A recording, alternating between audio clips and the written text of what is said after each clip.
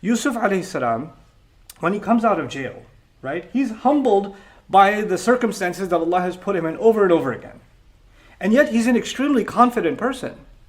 Because when the king sees a dream and he says, what does this dream mean? He didn't just interpret the dream. He told them what they need to do for the next 15 years.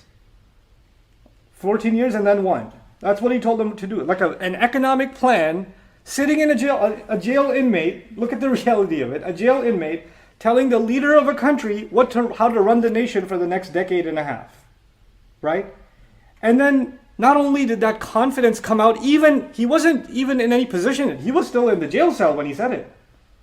And then when he comes before the king, and the king is so impressed with what he's saying, and he could tell deep down inside that what Yusuf alayhi salam is saying is the right thing, what does he do immediately?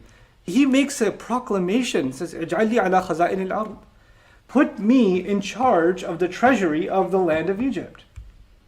There's ministers that have served in the finance committee for 30 years. There are seasoned politicians and bureaucrats and scholars that are in that audience. And what's his resume? He was a slave, he's a foreigner, and then a slave, and then an inmate in a jail cell, an accused inmate. That's his resume.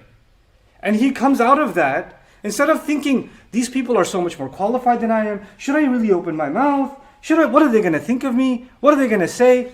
He's not even preaching about Allah at this point. What's he saying? I'm telling you what needs to be done, and I look around the room, and I see a lot of PhDs, but I'm telling you they don't know what they're talking about. And I know what I'm talking about. I'm not being arrogant about it.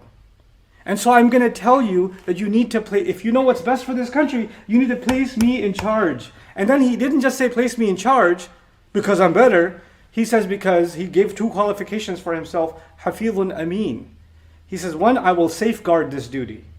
Meaning I can be trusted with this responsibility.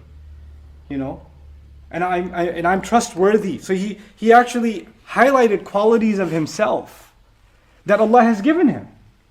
It's not like, oh wow, somebody's praising themselves, they're tooting their own horn, like they're describing their own good qualities. What is that? That's arrogance. No, it's not. In some cases, that's not arrogance. When you think you're the right person for the job, and when you go for an interview, you're not humble. You say, I think I'm the best person for this job.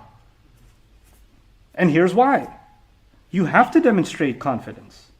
You have to put what Allah has given you to work.